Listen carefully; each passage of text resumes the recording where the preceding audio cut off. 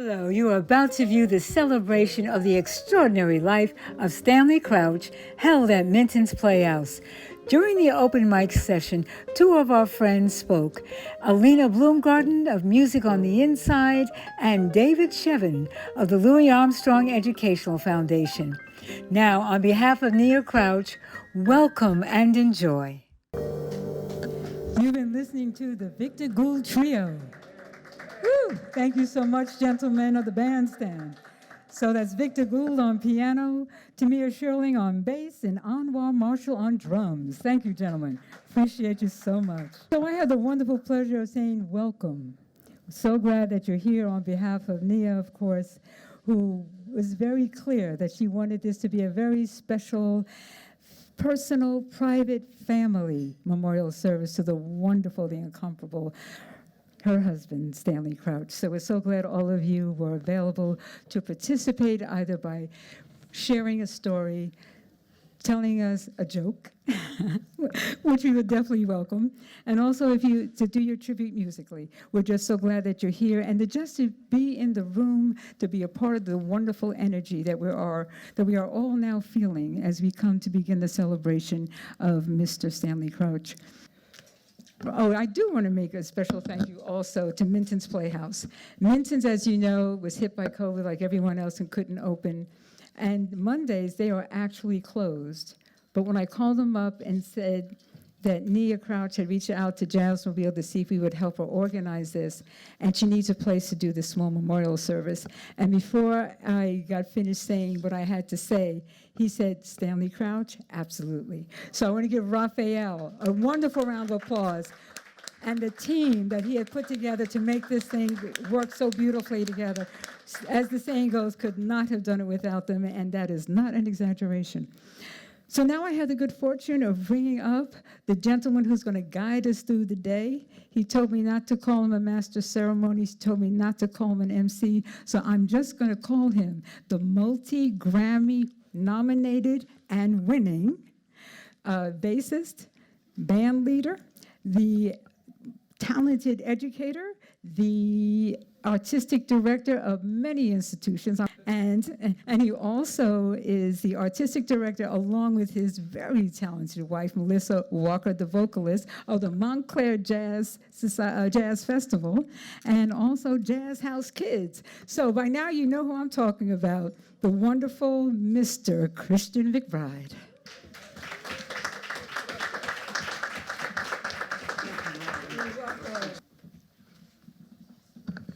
Thank you very much. Good afternoon, everyone. Thank you very much for that wonderful introduction, Robin. I'll send you the invoice. Or no, you send me the invoice, rather. Nia, thank you very much. It is my honor to be your host for this celebration of an extraordinary life, Mr. Stanley Crouch. Let's get this show on the road. Reverend Dr. Calvin O. Butts III, pastor of the historic Abyssinian Baptist Church, had a very special friendship with Stanley and was Nia's choice to deliver an opening prayer. And later in the service, Reverend Butts will also eulogize our dear Stanley. Please welcome Reverend Butts. That I've been asked to participate in this service. And Sister Nia, to begin, I want to quote a word from Anne Spencer, one of our great poets.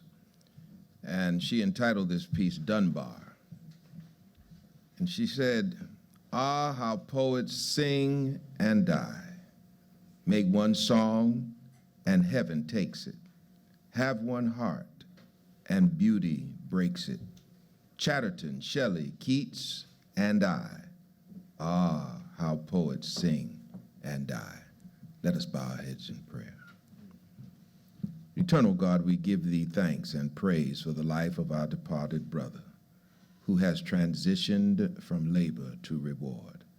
We thank you for all of those who came out this day to celebrate his life, and we pray that your peace would fall upon this room. Make this place not only a place of celebration, but a place of contemplation. All must one day come to this house appointed for all living. And we pray that Stanley's life and ours will be based on a reason that we will be reunited once again. Now we beg of thee to hear our prayer, incline thine ear to us, and grant us thy peace. Amen.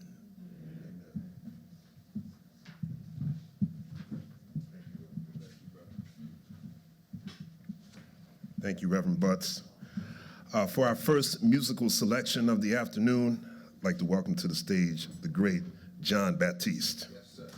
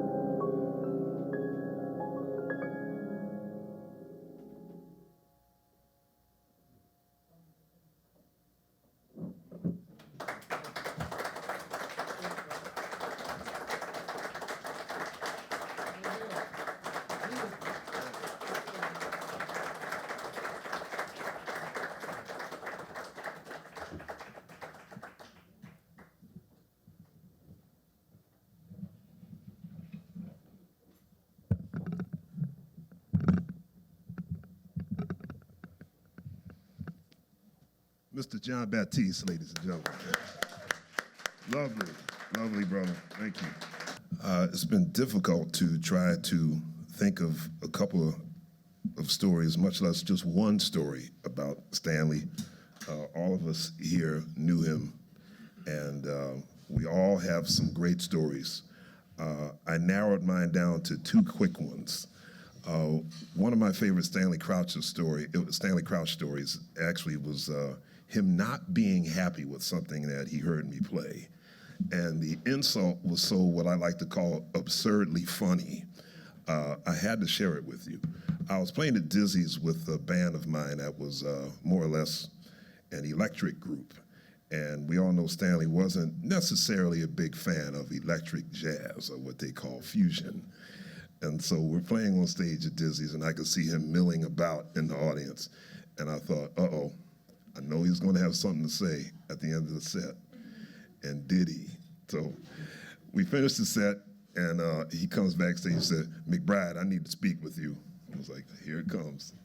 So he sits down, he looks me dead in the face, and he says, "Now, I'm going to assume that at some point you're going to fall in love with music again, because what I just heard was a low point for you."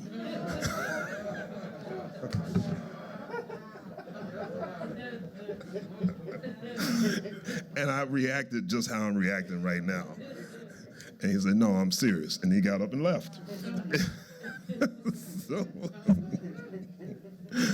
another one of my favorite stories about Stanley was it was at a private event at Jazz Lincoln Center, and we were sitting at our dinner tables, and I played a set with Wynton Marsalis, Eric Reed, and Carl Allen.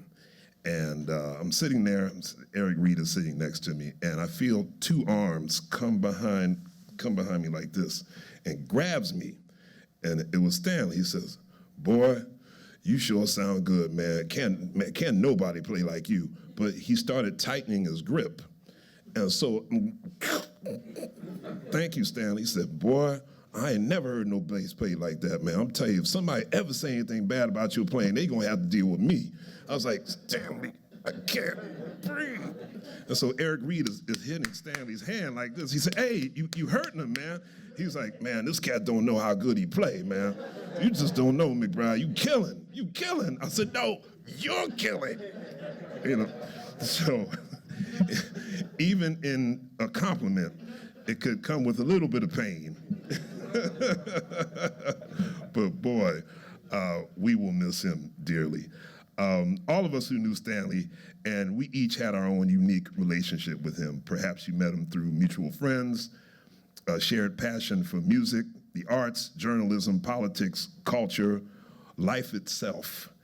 And this afternoon, through the telling of memories and funny stories, we'll get a glimpse into why Stanley was so special and how he impacted our lives. Our next two friends of Stanley are Jackie Harris, board member and executive director of the Louis Armstrong Educational Foundation, where Stanley served as president for about 10 years. And then after Jackie, we will hear from Greg Thomas, jazz historian, public speaker, and presenter. Greg is also a co-founder of the Jazz Leadership Project with his wife, Jewel Kinch Thomas. Please welcome first Jackie, followed by Greg.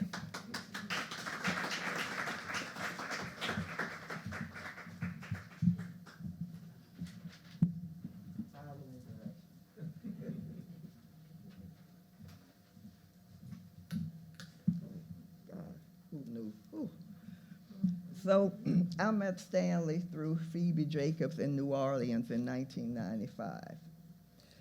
To speak of Stanley, I must include Phoebe and Louis Armstrong in my story.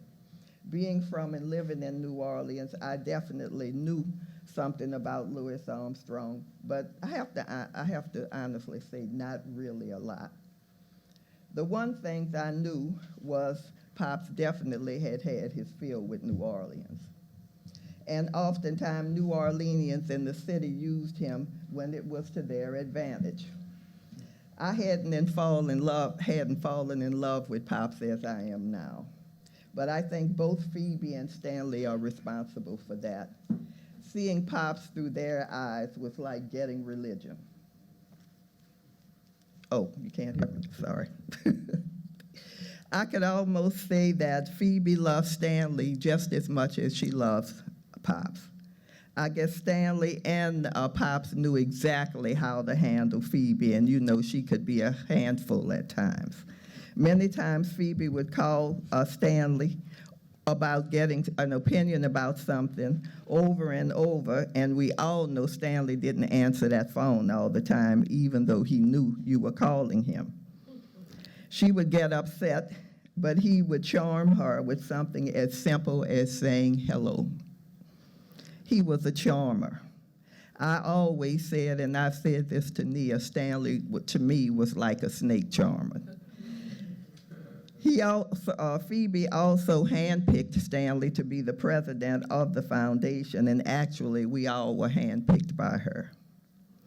The foundation saw its greatest growth and no longer functions as a family foundation, but began functioning as a respected nonprofit organization. During his tenure, he created an award to acknowledge the contributions of major jazz icons. This year, we will honor Ron Carter. We also produced an Armstrong conference. We engaged the volunteer services of a stock market professional that increased our revenues more than 50%. And we hired the first intellectual property professional. His method of leadership was almost like writing an article or a book about jazz. No matter the business situation or decision to be made, he could find similarities or a jazz story. What Duke said to Strayhorn, conversations with Monk, Kenny Garrett, Marsalis, David Murray. It could be anyone. Most times it made sense and you understood, but sometimes it was so brilliant or intellectual, we would just look at each other in amazement and wonderment, not really understanding what he was talking about. All of us here, too, had similar and very different relationships with Stanley, each one special and each one different. He had strong convictions. Either he liked you or he didn't. He was honest about his opinions and ideas. You could never label him as a politician. He said it as he saw it. And many times it wasn't kind or pretty, but it was his exact opinion at the time. I cannot speak of Stanley without mentioning Nia. She clearly knew who Stanley was and was very clear about his contributions and impact on the nation and his community. She was his wife, partner, best friend, and cheerleader. She later became his caretaker and made decisions for him when he could not do it for himself. They were not the June Cleaver model of two people who are in love, but they certainly left an example for couples to follow, unconditional love. In closing, many times people ask you to give one word that describes a person. I couldn't find one, but these are what I have come up with from my relationship with Stanley.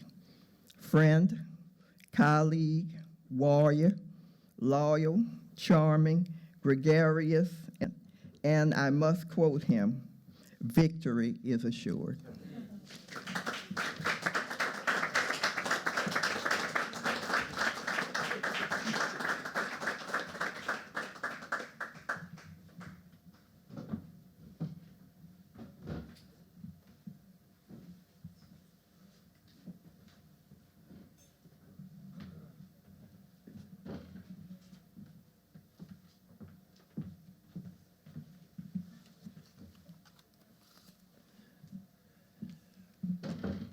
By the time I met Stanley in the early 90s, I had been reading his work, especially in the Village Voice, for about 10 years. When I got into the music very heavily in the late 70s, it was Stanley's work and Gary Gittins' work in the voice that gave me deep guidance, but it was Stanley's work that often astounded me with its insights and its depth of feeling and clarity, and sometimes bite, and you all know what I mean by that. But I first met Stanley at Medgar Evers College in the early 90s. It was a literary conference. And I remember him being on stage, and he was talking about the great high modernist. And he mentioned James Joyce, and during the question and answer, someone talked about, you're talking about all these dead white men, Eurocentric. Stanley said, have you ever read James Joyce? And that silenced him, because Stanley had done such deep work in the shed over the years and decades as a poet, reading through the whole swath of Western literature, myth, as did his mentors, Ralph Ellison and Albert Murray. So much so that Stanley was able to even teach at the college level without even having a college degree himself. And when I actually became friends with Stanley some years later, and I decided to become a writer, deeply influenced by him, there was a show on WBAI. At that same event at Medgar Evers, I met a gentleman named Playhouse Benjamin, and he's a writer, Harlemite. And I ended up producing his Thursday Talkback series show on WBAI. And we had a series called the Afrocentricity Debate. And Stanley was on it, and so was a friend of Playfell's, Michael Thelwell, originally from Jamaica, and University of Massachusetts. And Stanley and Thelwell kind of got into it. I'll never forget, Stanley kind of put a stop to it by saying, he said, listen, Thelwell, you're a foreign import, all right? So I was like, yeah. Y'all know that was Stanley. But in terms of my own relationship and his encouragement of me, that's one of the things that you should probably be hearing or will hear over and over. Stanley was so encouraging to younger writers such as myself, Eugene Holly and Greg Tate, so many others. And sometimes he would give actually advice on your writing, as I guess he did with your playing, Christian. So I was in graduate school in the late 90s at NYU. And I sent Stanley a paper of mine. And he read it. And then he said, now you see that paragraph there? Now you know you can do better than that. So he didn't cut me down, but he was encouraging, just saying, listen, you got to raise your standards. Another time, now this is some years later, this is more like 15 years later, I was the New York Daily News jazz columnist. And that was for about a period of 2 years. And towards the end of that tenure, various and sundry things happened. They were bleeding staff, and so I knew it was inevitable. And when it finally happened, I wrote a long letter to try to get them to realize they needed to have a focus on jazz. You can't do, you're in the Big Apple. And I sent it to Stanley, and I thought this thing was laid out. The argument was impeccable. And Stanley said, it's good. The only thing is, it's only good if you like beating your head up against the wall. Because in other words, that wasn't gonna do nothing. All your logic, all that wasn't doing nothing. But even on a more personal level, when I lived at 870 St. Nicholas off 153rd, a quarter of a block away from Reverend Dr. Calvin Butts, there were some times I had some financial difficulties. And Stanley loaned me some bread, and I really appreciated it. I remember one time I went down to the village, and I actually walked to a record shop with Stanley where he had a big bunch of CDs that he traded in, got the cash, and gave it to me. And last summer, the last time I saw him, I went to see him at the nursing home. He could barely talk. He's watching Westerns and stuff. But I was able to give him that bread back. And this is the thing. even though it was difficult for Stanley to talk, he took the money, he said, well, it must have been a good investment, you know? But lastly, I just want to sum up by saying that for me, other than his deep personal friendship and the many, many conversations we had, his work introduced me to the work and legacy of Ralph Ellison and Albert Murray. And for that, I'll forever be grateful. Secondly, Stanley used his cultural capital on behalf of this music.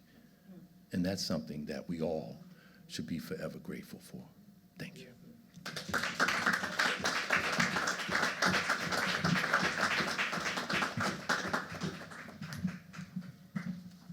Thank you, Jackie. Thank you, Greg. Vocalist Tammy McCann from Chicago, Illinois, was not only a friend of Stanley's, but one of his favorite singers. We'd like to invite her to the stage as she will be accompanied by the very talented pianist and our band leader this afternoon, Mr. Victor Gould. Tammy McCann.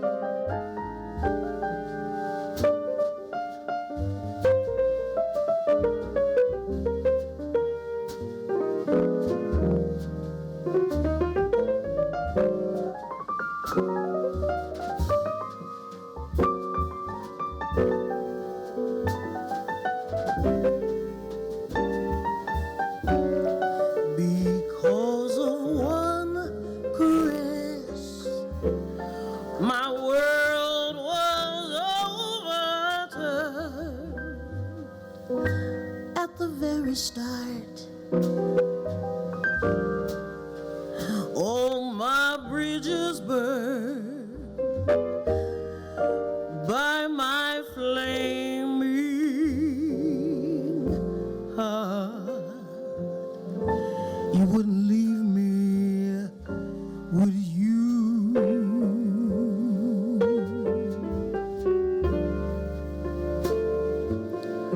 You couldn't hurt me, could you?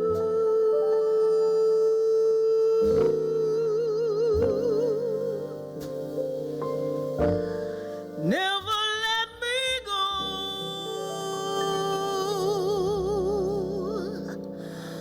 Never let me go.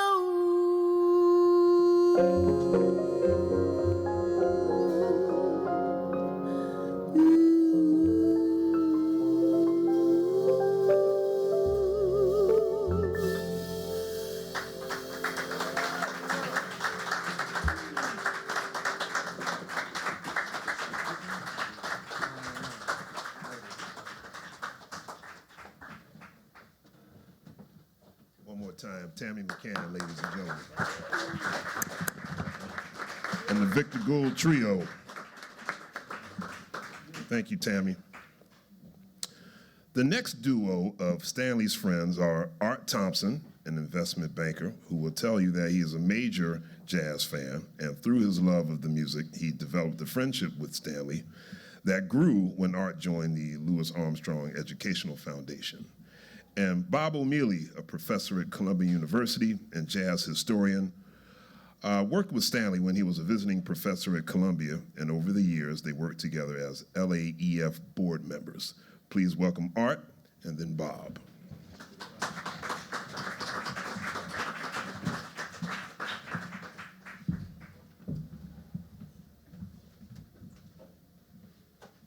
Quite frankly, I think everything has just about been said, so I'll just kind of ramble through this. But Stanley Crouch is an amazing, extraordinary human being. And you notice I didn't say African American, because Stanley had some issues with that back in the 70s or way back when.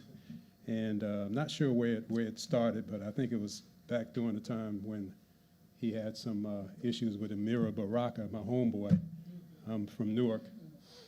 And Amiri Baraka was a poet. Stanley Crouch was trying to get down to the essence of things, and Amiri Baraka would just ramble on and on and on with his poetry. So I got to like Stanley for approaching him that way, because Amiri Baraka at that time was just overwhelming with his thought processes, and he would just snow you if you weren't careful. But in any event, let me just tell you that three things about Stanley that I really admired. First of all, he was an extraordinary human being, and extraordinary in the sense that he had exceptionally good qualities and integrity, which you had to understand and really see in Stanley. And quite frankly, I think Stanley has ascended to the status of legendary. I really believe he is a legend. And I really think that we ought to make every effort to make sure that his purpose and his vision and all the things that he's written about and lectured about and debated about, and boy, if you got in one of his debates without being prepared, let me tell you, you were lunch meat. I had the unfortunate experience of engaging him in some kind of debate. I think it had to do with the great Bud Powell, who many thought was actually insane or crazy, and a lot of musicians kind of came up with that. But in my reading about Bud Powell, somewhere around in the early 40s, he was in the Cootie Williams band, and they had a gig down in Philadelphia. And at that time, you know, the policemen didn't want African Americans grouping, and there was about 3 or 4 of them, and somewhere or another, a scuffle ensued. And Bud at that time was one of the greatest piano players of all time. And so the police man actually let loose and hit Bud in the head several times with a blackjack. I don't know if you guys know what blackjacks are, but let me tell you, they will hurt you infinitely. And actually fractured Bud's skull, injured his brain. And so Bud came back to New York and no one knew what to do. This is back in the 40s, and I think a few years later, he was still acting kind of strange, and you know, they sent him to Bellevue for some electric treatments. The bottom line was that Bud Powell was actually brain injured, and I was just disgusted when I heard Phil Schaap and some of these other folks talk about he was actually insane and crazy. He was actually brain injured, and he didn't function quite well for a lot of different reasons. But anyway, Stanley and I engaged in that discussion, and I think that's one that I actually may have scored some points on, because he knew that I had done the reading and I had kind of figured it out and I had done some research on it. And we became good friends. And I just admired his integrity. And it didn't matter who he's talking to or who he's talking about, he would let it out the way he felt it. And that's the kind of character that I love in Stanley. In fact, you know, I think that Stanley may have been God's gift to mankind, because, you know, he had some issues when he was coming up. He had, I think, asthma, and he had some issues with that, but he was so dedicated to figuring it out and getting in front of things. So he obviously read immensely, and he took in all these TV programs that he could get in front of. And he just decided that, you know, failure was not an option. And that's something I admire about him. And as I think about it more and more and more, we got to do something special for him to commemorate his memory. I'm not sure. Maybe we ought to give him, maybe we should knight him. Maybe we should call him Sir Stanley Crouch, so that when we pass all this around the globe, you know, doors will open. Sir Roland Hanna, I think he's still around. Is he still around, Sir Roland Hanna? Well, in any event, maybe we should do something special for him, because he's the kind of person that I would love my grandkids to admire and to be like, and to use as a model for what they do, and use their integrity and speak up when they have to.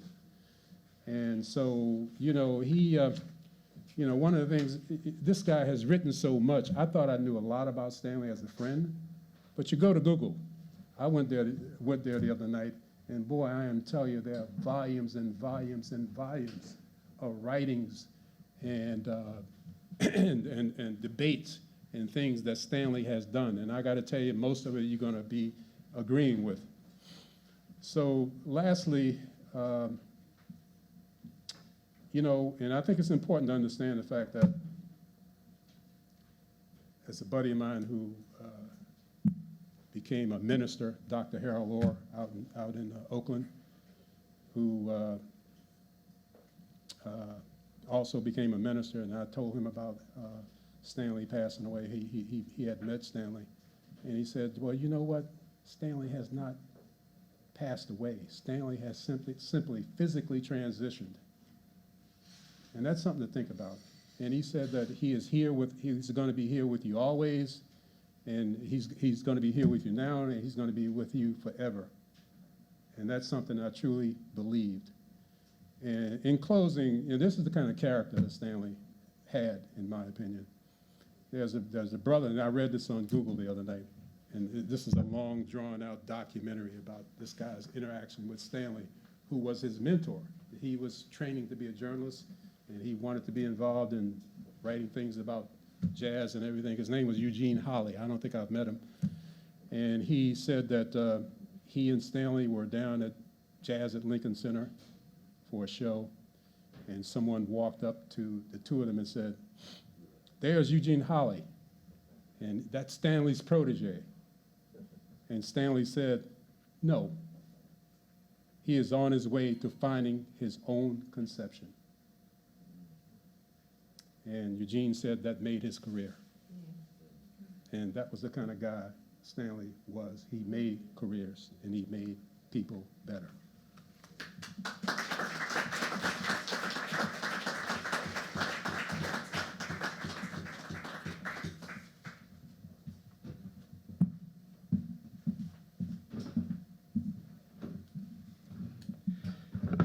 Good afternoon, everyone. It's a special pleasure to be at what feels like a family reunion. I feel see so many friends, and it's been lovely to see Nia and to see others here today. I want to start by recalling a moment in New Orleans when we were in a bar back in the days when they had jukeboxes in bars. And there was a song called "If I Were a Bell," and Stanley kept pumping quarters into that jukebox. It was Joe Williams with Sarah Vaughan. And when Sarah would take off and say, "Ask me now, how do I feel? Ask me now that I'm fondly caressing. If I were a salad, I know I'd be splashing my dressing." And Stanley would light up and say, "Joe thought he had this thing under control, but Sarah he's got this thing. She's splashing her dressing on it." And I like to think of Stanley in that way, glowing and full of life and full of fun. Beloved friend of mine for many years, and I will miss him forever. He's someone who is an American original.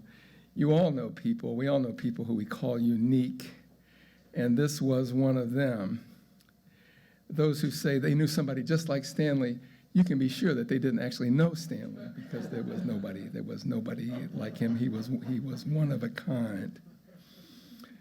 He was somebody who believed in gigantic figures as examples to live by. He believed in those who took giant steps and in those who followed in their footsteps if they could, or who came close to doing so if they could.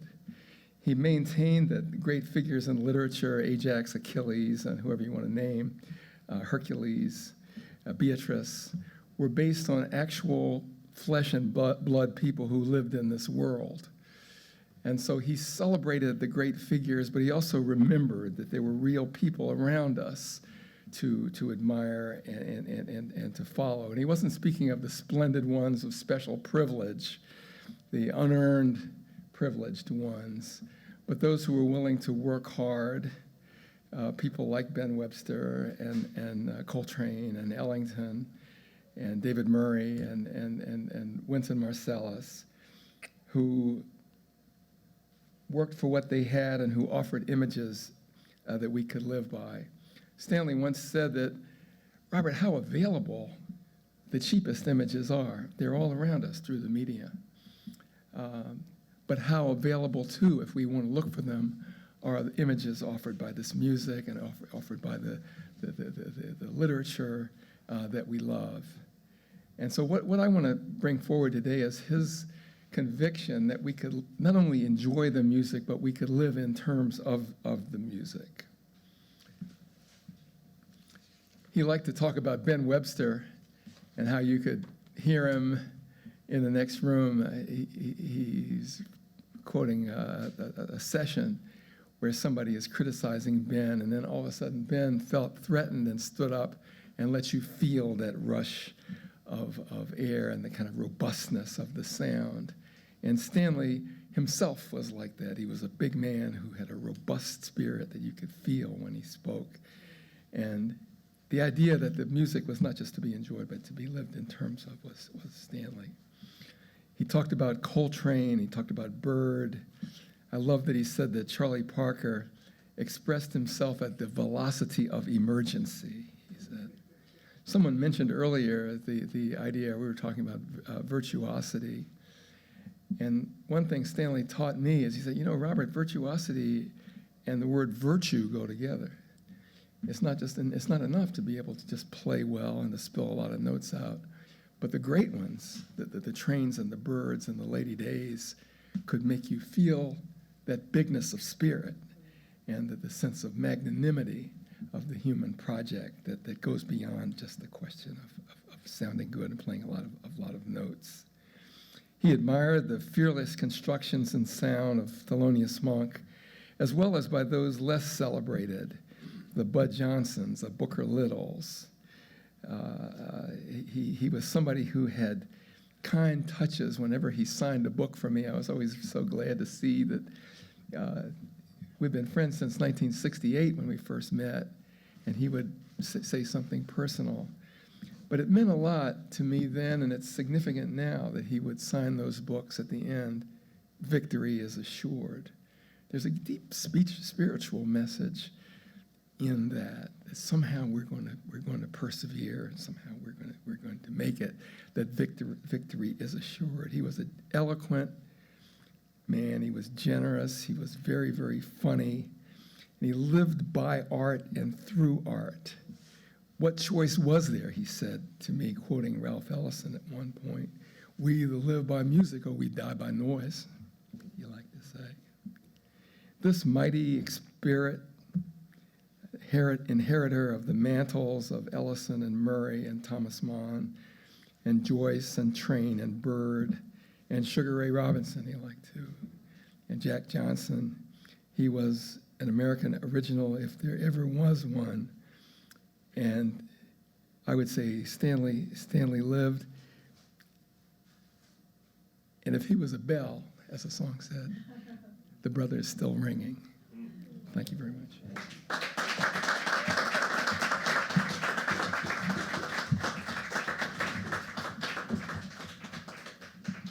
Thank you, Art. Thank you, Bob. Joining us now, Mr. David Murray, a longtime friend of Stanley's. He's a brilliant saxophonist and played with Stanley in their band in California. A longtime friend, they met on the West Coast when then drummer and composer Stanley gave up his sticks for a pen, but David continued on with his saxophone, establishing himself as one of the great musicians of our time. He will be followed by Stanley's friend and writer, jazz presenter, and one of our favorite people in the whole world, Ms. Sheila Anderson. You all know Sheila as an on-air host on WBGO 88.3. And then Tammy McCann will return to the bandstand with Victor Gould, and they will perform Duke Ellington's Come Sunday. But first, Mr. David Murray.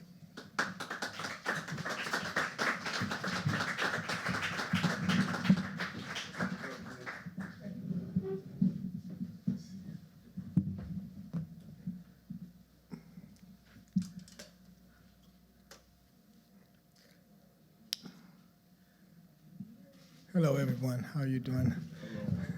All my respects to Nia and Dr. Butts and everyone here who's was part of my great friend Stanley's life.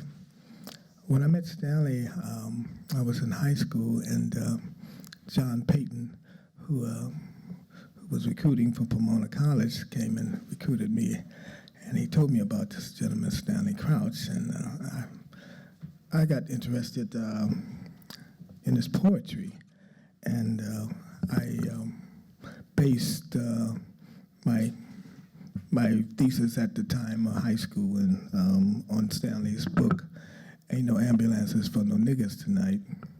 And this one poem I wanted to read of Stanley's is called "Pimp's Last Mac." It's also on Black Spirits, the album Black Spirits with the anthology of poets.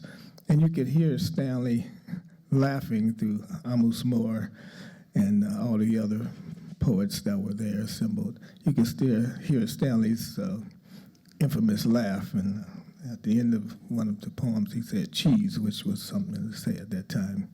Anyway, it's called Pimp's Last Mac by Stanley Crouch, a folk song. On the way to the bone orchard, the dirt house of all the gone daddy's bones, I want to go slum-sided on a dago, tilted over just a little bit. I want 3 short, fat, greasy hoes in red on one side and 3 Creole creams 7 foot tall on the other side lower me into the ground from 7 gold chains. By the way, I want my casket dragged by 13 giant snakes painted ride ruby red, and on top of that gold and silver flip-top cigar, I want a 3-headed purple nigger baby blowing 11 connected bugles full of burning nappy hair and smearing the top with his muddy feet and pissing in the tracks left by my coffins dragging and 6 devils' feet behind. And I want a crowd of blue-eyed baboons sucking the yellow out of those lines. My casket be leaving on the way to the bone orchard, dirt house of all the gone daddy's bones. Wait! And in the last of the long road go down amongst the epitaphs and trees, wooden ropes holding the grass down. I want my grave note to say, in gold and silver, to dirt, sin, lowlife, and fast women of river hips. This man who baptized him nightly, the young man was no stranger, and when he sat his black ass down, his butthole stamped down danger. Stanley Crouch. Now, this is a composition that he wrote that we used to play with Bobby Bradford and John Carter and Arthur Blythe and James Newton and Wilbur Morris and Mark Dresser and all the guys from California who played with Stanley's Black Music Infinity during that time. It's called Beauty from Elsewhere.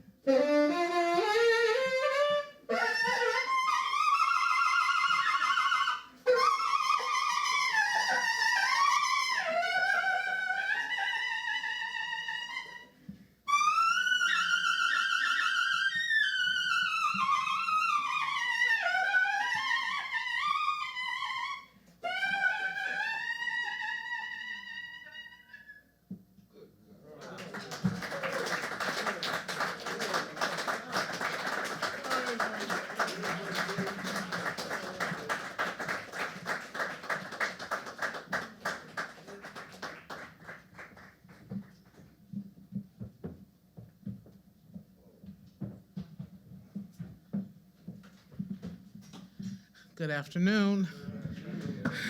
Thank you, Nia. Thank you, Christian. Thank you, everyone, for coming. And I remember Stanley's book signing was here for Kansas City Lightning. I think Jasmine, Bill, Robin, you organized that, right? Okay. All right. I was here. He was there. Stanley, you know, everyone said, you know, a lot of things that I say about Stanley. He was an original. He was authentic. And as I said, my favorite curmudgeon, as only Stanley. Stanley was funny. I don't remember how I met Stanley, but I do remember when we became friends. As many of you know, the Village Vanguard, after the show set was done and everybody was gone, people would hang out. At that time, we could smoke and continue to drink. And Stanley was pontificating about something, as he did so well. And I looked at Stanley. Everyone was just like, oh my God, hanging on every word. And I said, Stanley, you know that is some BS. I said the whole thing. And I told him why. I said, because blah, blah, blah, blah, blah, blah, blah, blah, blah. And he looked at me, and he smiled and kind of chuckled, and and in other words, he didn't say I was wrong. And from then on, we would spar often. So when a few years later, I finished my first book, and I called Stanley and I asked him to give me a blurb, and he did. I was flattered. And I actually chuckled, you know, Art, you mentioned Amiri Baraka, and I knew there was, you know, the tension between Stanley and Amiri. So it was actually funny, ironic, when the cover was done, Amiri had also given me a blurb. So there's Amiri Baraka and Stanley Crouch on my first book. But I called Stanley when I had a book tour, and I called him for some advice, and he let me take him to lunch. He didn't have much time. It was a quick lunch. But I said, you know, Stanley, I need some advice. And he didn't always give advice. He would tell stories, and, you know, but not necessarily advice. So he looked at me, and this was right after he had done as I told you, the Chris Rock show. And he got serious. He looked at me. He said, don't do what I did. That Chris Rock show, and he went on about how he got on it and what it was supposed to be and what it wasn't. And he went on and he said, look, whatever you do, whatever they say, you control the narrative. If they say something, it could be about the weather, you change the narrative. Well, in my book, blah, blah, blah. He said, so make sure you do that. And I have never forgotten that. I took that advice, and whenever I do any kind of book signing, I always say to myself, Stanley said, control the narrative. And that's what he did with his life. And we are so much better for him having been on this planet, and I'm so grateful that he called me a friend, and he was my friend. Thank you.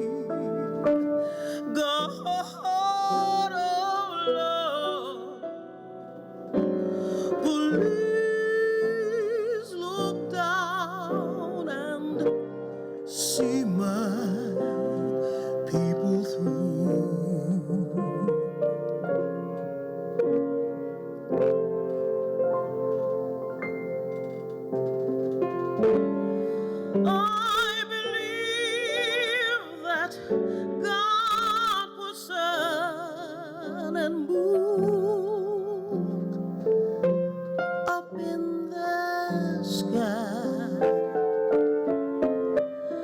I don't mind the gray skies, 'cause they're just clouds passing by.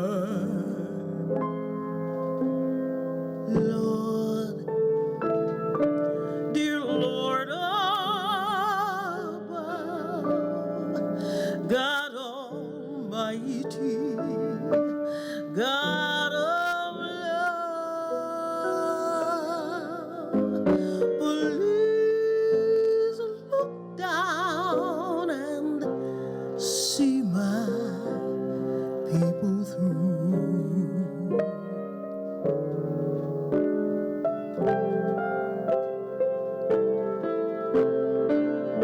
I believe that God is now, was then, and always shall be. With God's blessings, we can make it through eternity.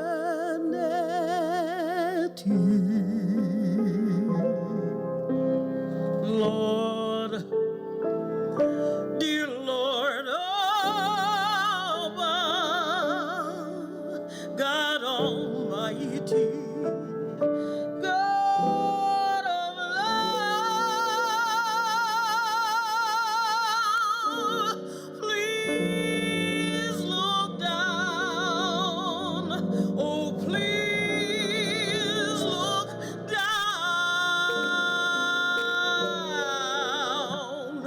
Please look down and see my people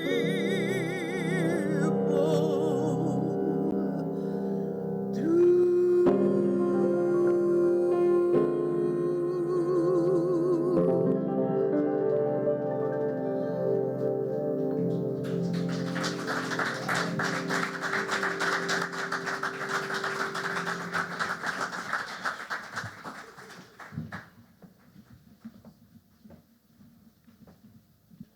Thank you to David Murray, Sheila Anderson, Tammy McCann, and Victor Gould. Thank you very much. Please join me in welcoming back to the podium Reverend Dr. Butts to deliver Stanley's eulogy. Reverend Butts.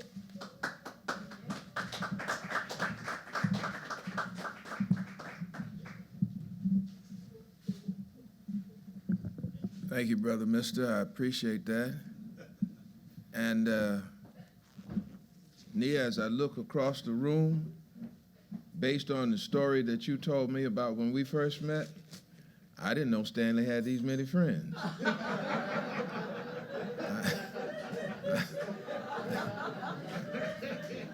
I'm delighted to be here, to see all of you.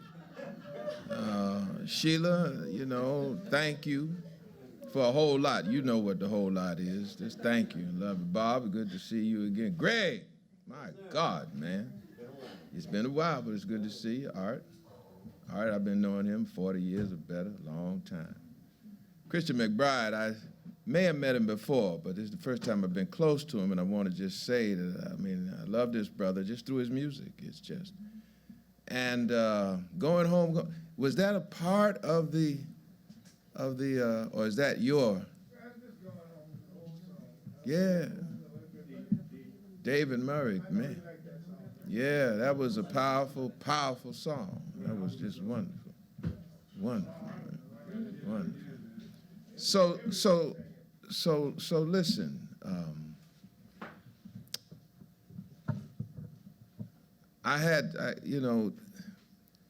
So crazy. Polonius, you all know who that is, Hamlet. And he's talking to his son, and he's giving him some instruction.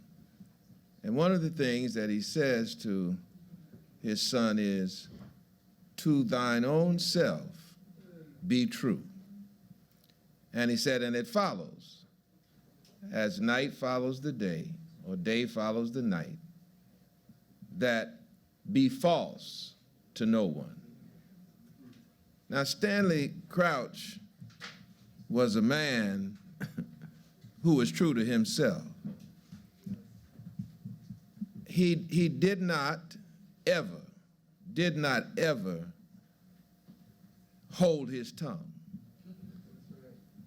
about what he felt and what he thought. I think the challenging quality is that people could not accept or deal with him in a way that afforded him the respect that he deserved. In other words, he was so forthright, so direct, so bold, that your immediate reaction was you wanted to fight, when your immediate reaction should have been, let me sit down and hear what this brother's got to say. I don't know how I first met Stanley, to tell you the truth, but I think it was around 1989. And I had finished reading, the notes of a hanging judge. And I said to myself, damn, this brother's gonna be in trouble for a long time, because he pulled no punches. He was really going after, I would say going after people for what they thought and believed, but not based on a dislike, even though that may have been a little bit in there, but based on what his true feeling was. And so I had to go take a look. That was about the time that I ascended to the pastorate of Abyssinian. And I had to go take a look at this brother and what he really represented. And then we were just building, in 1993, a few years later, a new school in Harlem. It was the first high school built in Harlem in more than 50 or 60 years, fighting against the kind of racism and bigotry that had prevented quality education from coming into our communities. Stanley wrote about that in the Daily News, and he wrote so eloquently about it and so beautifully about it that at some point, maybe in the opening of the school, we met. And we have a music room in the school, instruments and things of that nature. And Stanley was so impressed by that he made a personal contribution. And in making the contribution, I don't know when this happened or where we were, he said that in order to demonstrate, even though he knew race is a false construct, he said in order to demonstrate the pride we have in our achievements, you have to do something. You have to be, it was a righteous pragmatism. You had to produce something. And that immediately took me to, this is all so very true, faith without works is dead. That's where I met immediately. And he seemed to be pleased. And it took me then from there to Booker T. It took me then from there to Garvey. It took me then from there to Muhammad, Elijah that is. It made me reflect on all the people who are talking loud but doing nothing. And I got enamored with Stanley. Now, I didn't, Nia, thank you for allowing me to come. I didn't think Stanley had much to do with God. Matter of fact, the vocabulary that came out of his lexicon, I didn't connect with God in any way. What Sheila said up here was light compared to what I heard Stanley say to me. And I couldn't make a connection. But I kept praying and thinking about this man. Now, one other thing I'll say, and I'll almost be through. A friend of mine took me to meet someone who wanted to meet me. His name was Albert Murray. And I couldn't figure out Albert Murray. I didn't know who Albert Murray was, really. And then I went to his apartment there in Harlem and sat down and had a talk. In fact, I think I did his eulogy. And I sat down and had a talk with him. And I remember one thing he said, Butts, don't let them fake you out. Don't let them fake you out. And I understood what he was saying. And I kept thinking about why I would have a relationship with Albert Murray, though brief, and one with Stanley Crouch, though brief, and the impact that that really had on me. Now there's the story of Job. And Job is in bad shape. He's suffering. I did not know Stanley was suffering. He was in bad shape, and Job was arguing with God. Sounds like something Stanley would do. He was arguing with God, and he understood that he could not win. And he said, I'm a man arguing with God. This is around the 9th chapter someplace. He said, oh, if there was someone who could put their hand on my shoulder and put their hand on God's shoulder and mediate, he calls him a daysman, mediate between us, I'm sure that I would be vindicated. I'm here because you said that when you met me,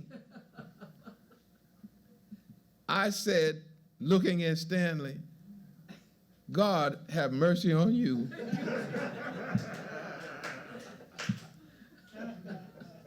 But then I heard what the people said. I heard about your relationship. And there are things about the heart and relationships that no one can ever know but God, a husband, and a wife. And I thank God for you. I still meant what I said. But Stanley must have realized what a blessing you were to him then, you were to him through his illness, and you are to his spirit now. So I want... And sometimes, and I tell all of you this, the end of life reveals more than any other place in its entirety. When you come to the end, see, people just tell everything. And the beauty of Stanley's life that I hear now revealed to me a man that I did not know fully in the living of his days, but have come to understand more as his days have closed. And he's made his transition. Now for me, I'm a Christian minister. That daysman, that mediator, is my big brother. I call him Jesus. He got his hand on Stanley's shoulder, telling him, be cool, man, you're talking to God. And he's got his hand on God's shoulder, saying, Lord, be merciful to this your servant. And he's praying, bringing them together. And in this world in which we live, anyone who mediate between the Stanley Couches of this world and the Amira Barakas of this world, anyone who is able to bring those sides together, as we wish we could have done more effectively with Du Bois and Garvey, Booker T. If there was, and Stanley represents that kind of thing, and he did it through, though he admitted himself he wasn't much of a musician, but he did it through his reflections on the greatest cultural art form ever born in this place we call America.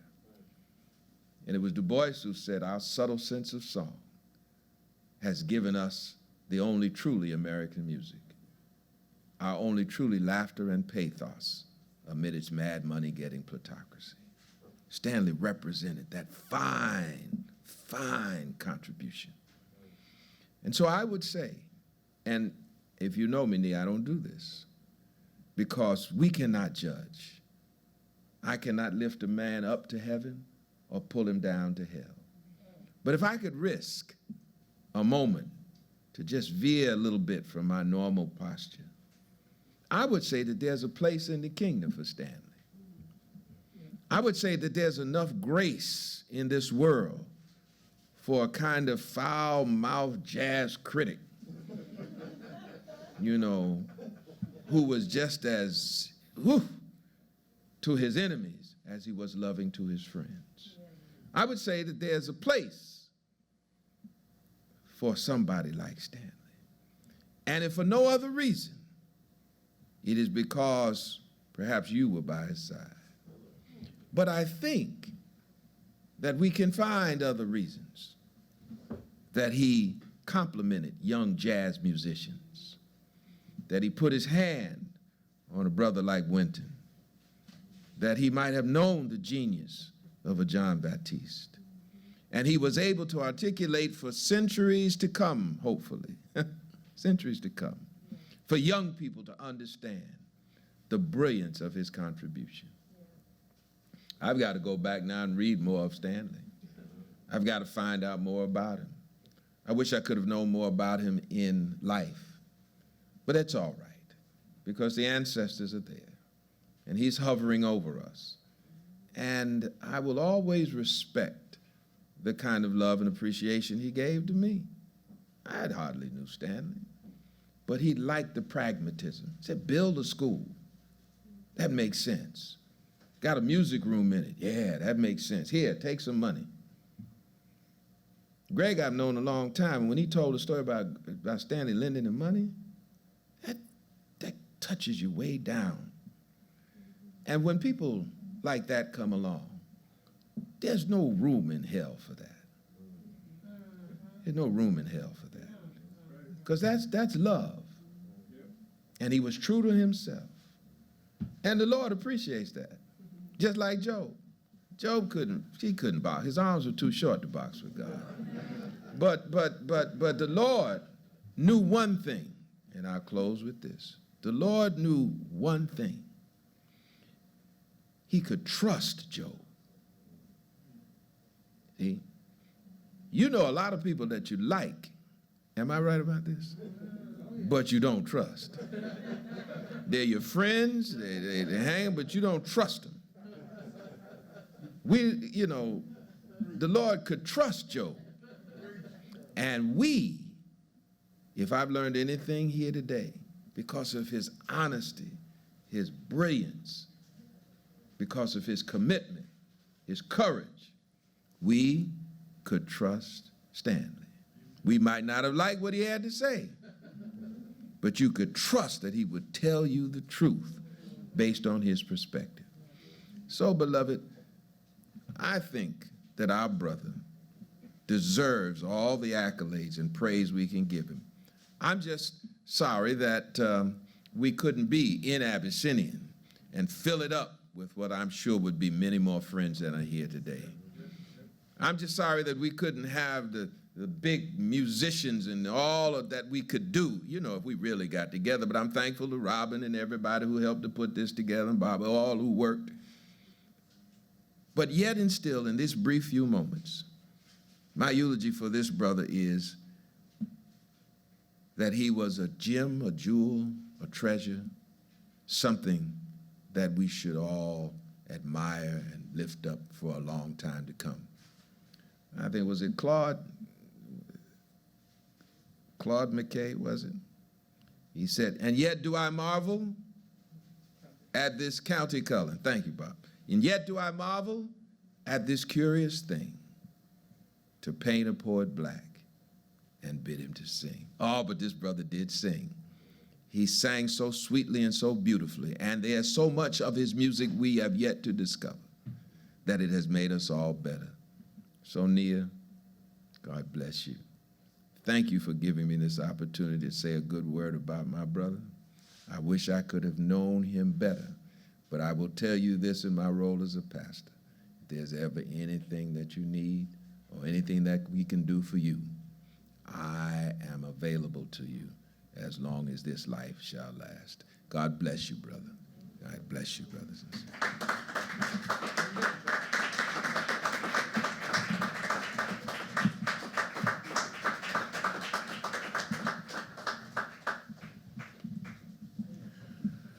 Reverend Dr. Butts, thank you very, very, very much. In closing, Nia thanks all of you for coming today. She's very grateful to all of the speakers and performers and invites everyone who would like to share a 2 to 3 minute story or a memory with us, please do so during lunch.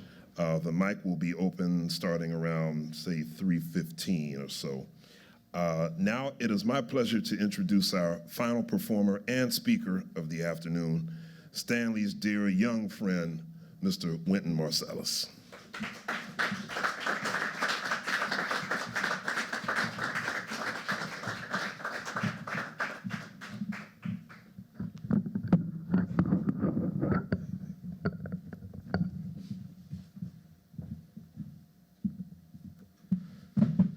All right now, Nia. Well, I know everybody, we don't have to be formal. We just be like we in our room talking. Y'all gotta excuse me that I can't play. I have a pinched nerve that hurts so bad I literally cannot lift my horn up. And I think David covered a lot about Stanley, the poem that he read and his playing. The depth of their relationship and what he knew of Stanley in that time, the type of love that Stanley had for him that is unending. You know, sometimes it's hard for us to express ourselves to each other. That's just how that is. I'm gonna just say a couple of things in the form of stories, funny stuff about Stanley, because you know he was always, you wasn't gonna get out without him cutting you. But a lot of it would be funny. I think Christian, you know, he had a good one. That's the kind of stuff he would hit you with all the time. We went to Ralph Ellison's house once, and Ralph pulled out a manuscript that had not been published. Oh, he started reading. Man, Ralph was reading for a long time. So we had eaten, and Fanny was there, and she cooked a good meal, and we were sitting up there. So Crouch, we had imbibed a little bit. So Crouch was sitting on the couch next to Ralph, and he was falling asleep, and he didn't know he was snoring when he would fall asleep. So he would get up every now and then and co-sign Ralph. Yeah, Ralph was, yeah.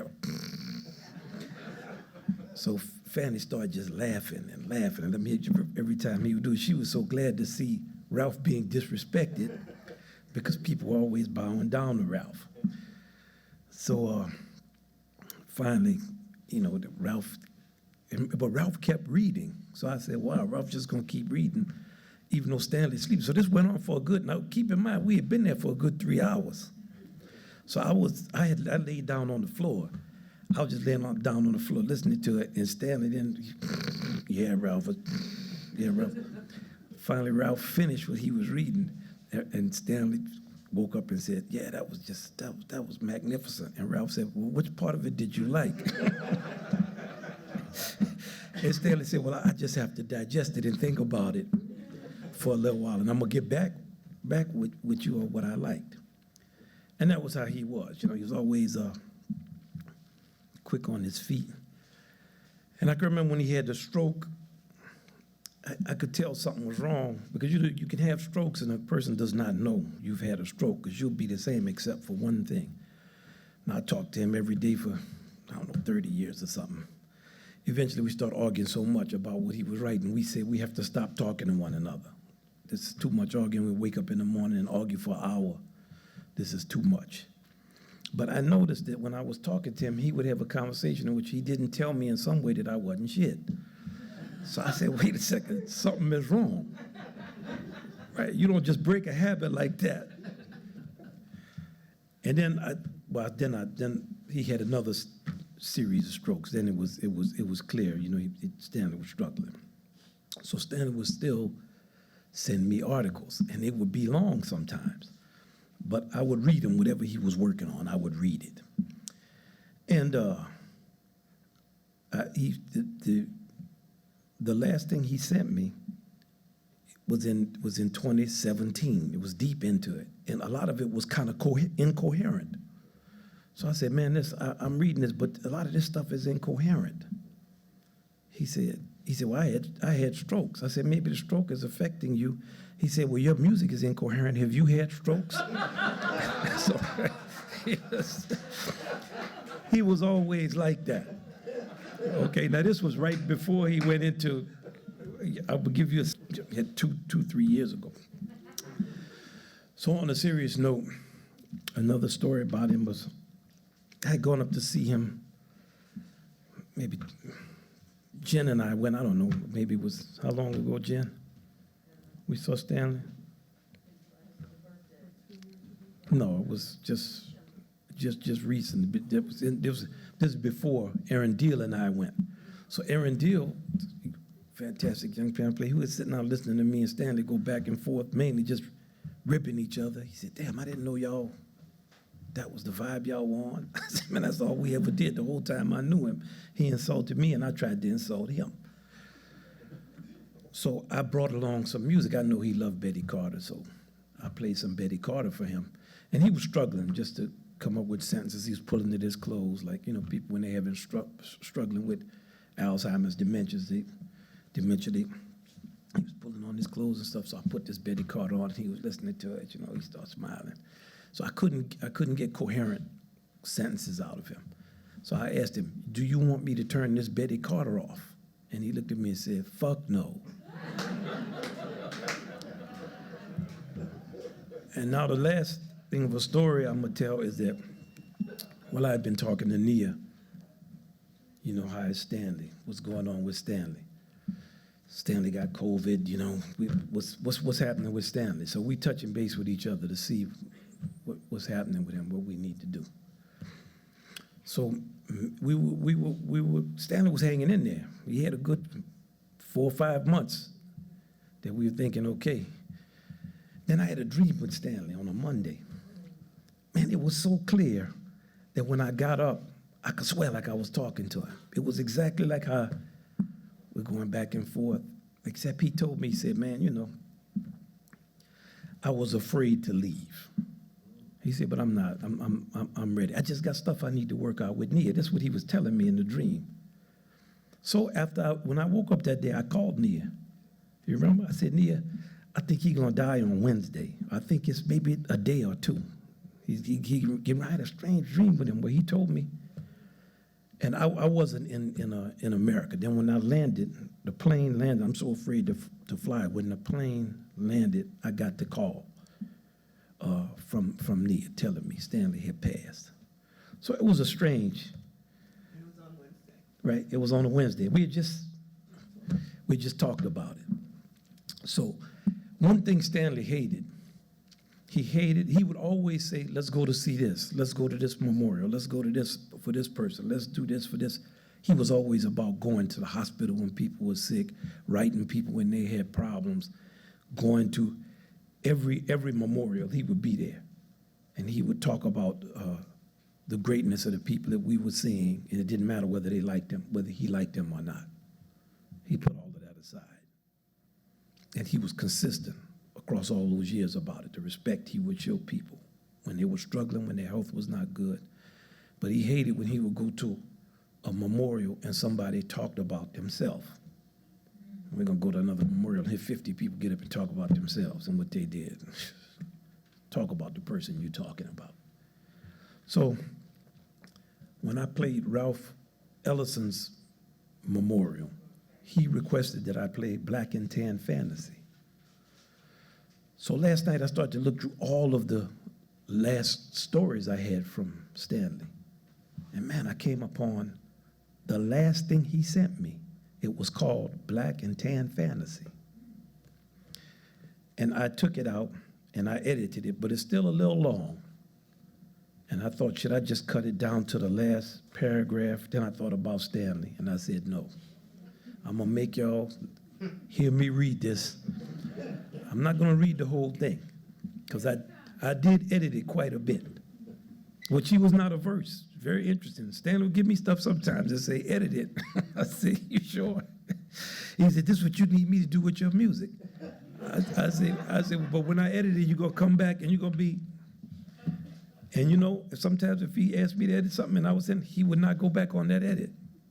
Completely uncharacteristic. I never could figure out why. So I want y'all to bear with me. It's like 6 pages, but it's not 6 onerous pages.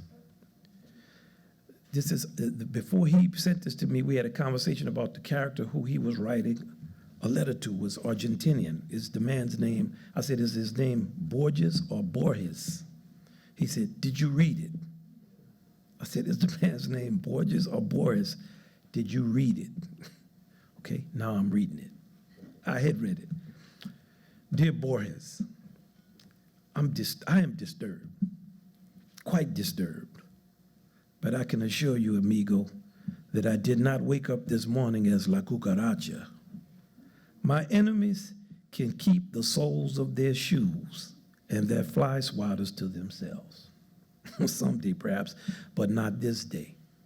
It is not my time to be stomped into oblivion or beaten with a metal screen through which my soul cannot escape. My heart will not fit inside such a meager death. It has been enlarged by the high blood pressure of mad affection. I would say this amounts to the hypertension of being caught in the endless sway of that never-ending symphony of rushing and stamping passion we know as love, even if it bobs and weaves away from any name at all. Still, I have disruptive thoughts.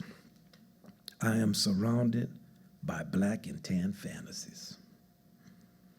They don't arrive from the history of terrorism on the Grand Emerald Isle of yesteryear. They arrive from elsewhere. Having their own integrity, they come to me by way of the blues and the death marches some are known to mistake for the first cousins of the very slow dances we, you and I, Borges, once preferred to do with those most special lovers at the indistinct moments before dawn arrived. The women had the clear, glistening masks of perspiration, and their armpits looked as though dark images of celestial spheres that had been freshly painted on in an attempt to capture the scent of heaven. Those were times of lonesome farewells, my friend. Lonesome farewells. The nights were long and hot, and the moon itself was supine. No, it is not all good. I seem to be someplace other than where I should be. No, yes, I'm still here getting older and becoming more frail and accepting the accusations that my intellect has become a bit tipsy. That's it.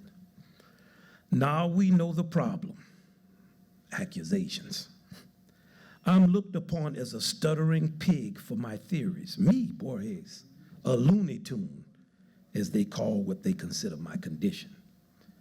Such people always have something of no import to say. I cannot take those readings of my condition seriously. How could anyone other than myself know about me? They could be right, let us be fair. But truth never comes out of the mouths of fools. Hints are the only traffic that truth has with stupidity. Yes, it must be clear. I know some things, and some of them are startling, Borges. You might not be a betting man, but you can wager on that. I know. I've been around. Some of the things that I know have to do with he who is now reading this, talking about you. That may surprise somebody exactly like you who just happens to be Borges himself. Others have to do with errant imaginings. As all the birds of every era fly past us, the flapping of wings gone and the flutter of wings present remind us that the sky could have a living heartbeat. That beat, measured by the pulse, is in pursuit of a miracle. And that miracle might just be something as simple as music, the anthem of the invisible, but delivered in a shiny blue cellophane of gut bucket feeling that improvises its own transparent patterns. Keep it simple. And doing that, Voorhees, it is in doing that the heart must take its bruises. Let's get to cold cases, shall we? No more beating around the bush. All the leaves have fallen. The branches are cracked. The roots no longer hold their place in the soil. Doom is upon us. But that doesn't bother me. Why should it? Those are things about which only the very best jokes can be made. The most imaginative quips, those statements dipped in enough lather to shave the beard off of death. Scrape away its disguise with an edge so sharp there is no need for lather. Let us shovel the feces out of the conversation. Voorhees, you are surely alive, if not well in the way that people mean, which is to say you are not trifling your time away. I know you are filling up your quill with razor-thin arrowheads. Your archery has put the beards of arrow shafts on many rumps here and in the infinite there, which is how the past and the future meet outside the present.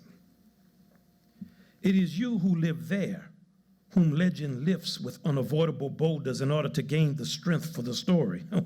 What a workout regimen. Hence, this letter, my old friend. I shall tell you of these things as accurately as Louis Armstrong played the blues. I myself am not sure. In this time, there's a fast-growing religion of conspiracy. This American belief system makes unpleasant things into inevitable proof of a detective story that is hidden from the common man. The common man, by the way, already has a rather long list of unsolved cases to wear himself out. The effects are showing. This was just meant as a point of observation. America is a land of speculators and interpreters. Somewhere beyond the stock market, which some say is not so different from the stockyard, there is the greasy smell of those gathered to plead for spiritual answers. There you go, Reverend. There are many who attend these American camp meetings of Great Awakening and swear that they know what phony wizards are behind the bells, there you go, Bob, and whistles and bright lights of the big city board we know at this terrible moment. I dream of hearing a sound louder than anything natural. Yes, Louis Armstrong. There you go, Robin. There you go, Jackie. The old man whose face once imitated the round light of a sudden night sky in a Betty Boop cartoon.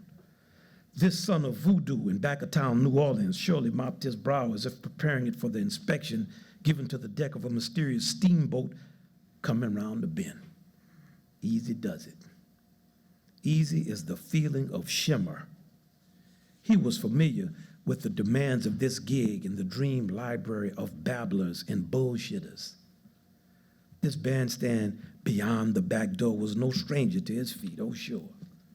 He knew the meaning of all those books. They like it simple. Highfalutin folks usually do. Give them a circle that never ends. He was quite aware. The ongoing autopsy of melancholy, the forensic weight of the matter, page upon page upon page, was no more than a primer for the life he had known. The effluvial smell of gunpowder, a stinging cloud, it floated through his background. Joy could not wash from memory the blood of whores. Armstrong had eaten garbage as a boy, and he had eaten cuisines as a man. And you could still bring him a steaming hot plate of red beans and rice. This one knew who he was. There to cure what ails us. He thought of himself in the service of happiness. The good Dr. Satchelmouth leaned back his head and closed his eyes. He was sometimes known, also known, by the fanciful nicknames of Dippermouth, Lil Dip, Dipper, and Papa Dip. In some places, he was called Ursa Minor. This miner who was always ready to go out mugging and who had grown up in the Delta on the Mississippi might well have remembered the frizzy grape-colored clouds or the neon rose sun so hot it made everyone as sticky in summer as a lollipop licked by the public desire for something angelic, pre-primitive, and willing to wear polished policeman's shoes on a Sunday morning. There you go, Rev.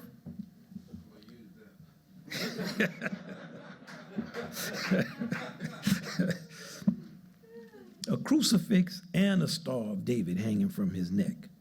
Armstrong nodded in response to the song request of that God so much stronger than myth that he needed no name. Dipper put down his trumpet, stepped to the recording microphone, and transformed it into a reverse stethoscope so that we could hear the dark, stormy tempo of his heart, freed from the brass wind beat of his clarion identity. Dark heartbeat. Stripped of all instruments other than the song of himself, Armstrong then moved the notes through his lips. He did not whisper, and he did not tremble. The blue truth of the multitudes was his to tell. He might have felt Napoleonic. He should have. Anyway, Papa Dip was a bold but modest man, which means that those tones were sent winging on his best air of radiant gravel.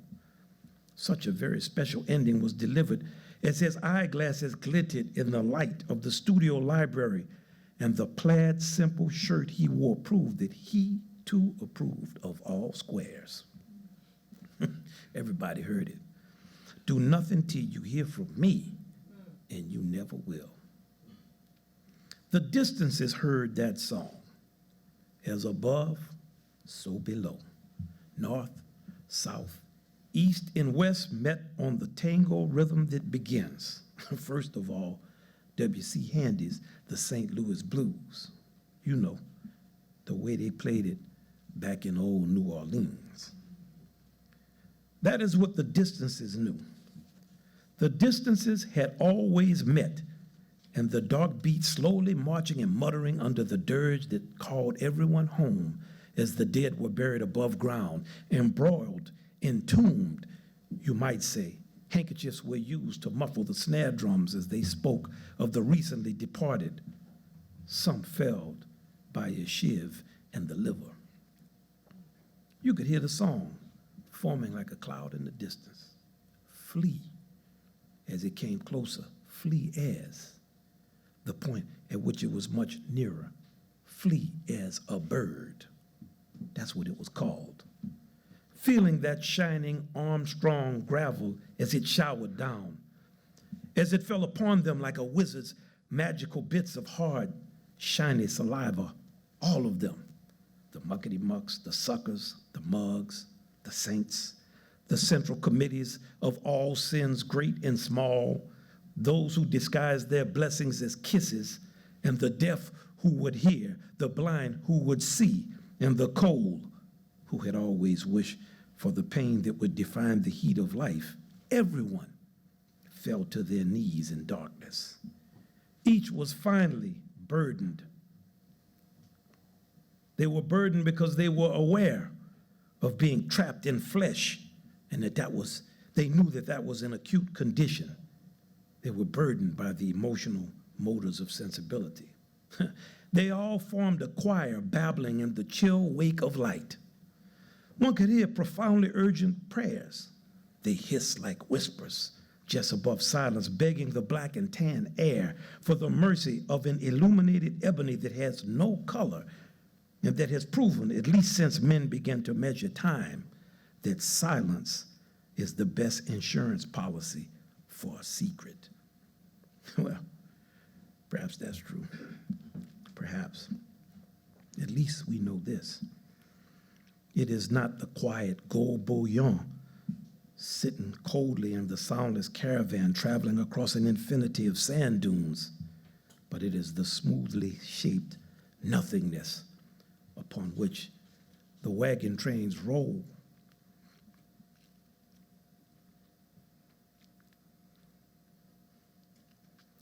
That actually marks grain by grain.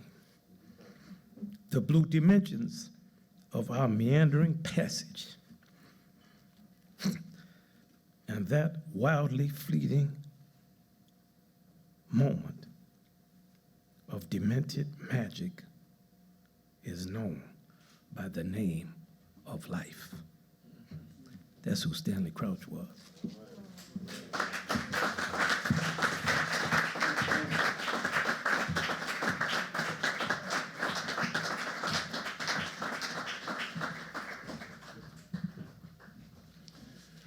Thank you, Wynton.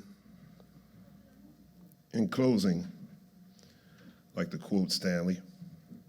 You all see it on the back of your programs.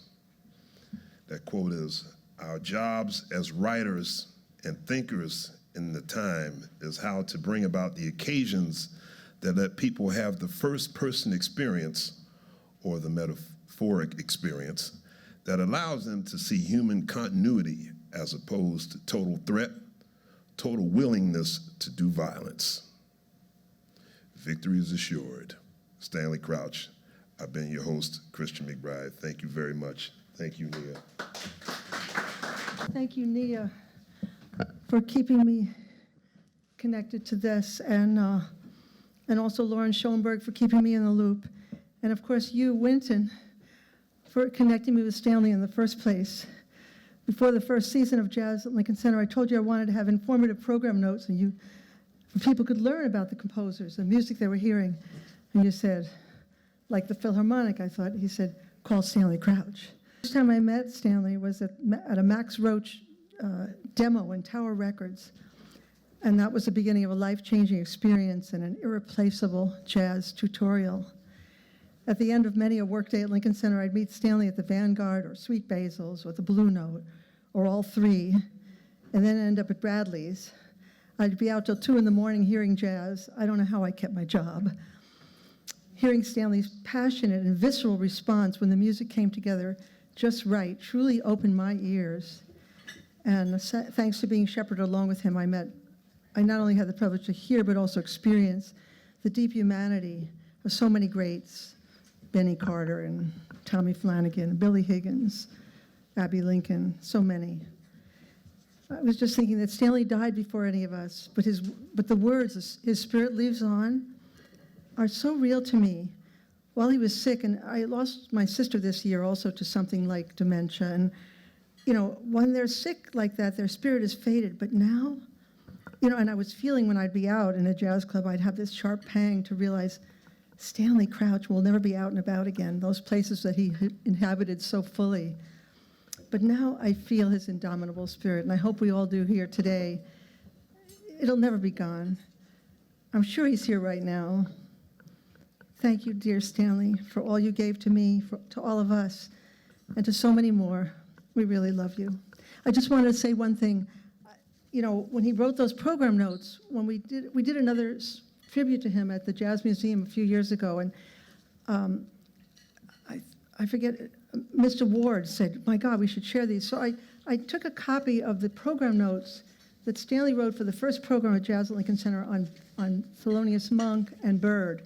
And I made a few if anyone wants them, because they're beautifully written and they really, really capture something about Stanley that should not be forgotten. So thank you for letting me share. Thank you for letting me be part of this. So beautiful. Thank you all. I just wanted to say a few words about Stanley.